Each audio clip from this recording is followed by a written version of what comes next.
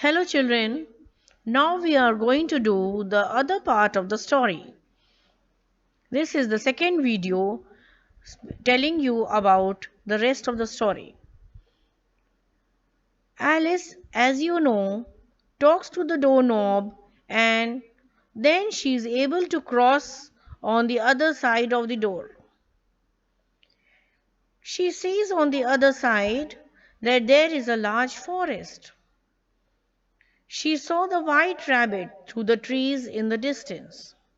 She started to run after him, but suddenly her way was blocked by two little fat men, Tweedledee and Tweedledum.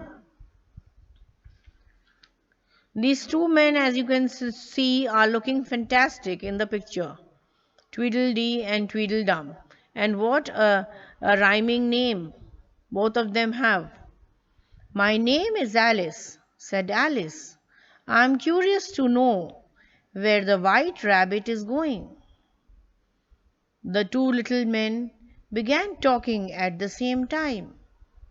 Alice couldn't understand what they were saying, so she decided to set off in another direction because she could not understand what they were saying. So she began to move in another direction. Soon she came to a little house. As she walked up the path, the white rabbit ran out of the front door. He was now dressed in a tunic and ruff. Ruff is a kind of collar, and tunic is a short coat. Oh my, I'm late, he cried. Then he said to Alice, Go and get my gloves. Alice was too surprised to argue and went inside the little house. She searched everywhere. Finally, she lifted the lid of a jar and found some biscuits. They looked very good to eat. So she took one. So she takes a biscuit and eats it. When Alice ate the biscuit, she started to grow and grow and grow. Soon she was so big that she was bursting out of the house. Her arms and legs poked through the windows, and her legs burst out of the door. A monster! Cried the white rabbit. Perhaps, if I find something else to eat, said Alice, it will make me small again. She stretched out her hand and pulled up a carrot from the garden. When she ate it, she began to shrink. So she had grown big after eating the biscuit, and now again, when she eats the carrot, she begins to shrink. Soon she was so small she could crawl under the front door. The rabbit, pleased that the monster had disappeared, ran off down the garden. Alice tried to follow him, but now she was so tiny. The grass seemed like a huge forest to her. And who are you? Asked a sleepy voice. It was a caterpillar lying lazily on a mushroom.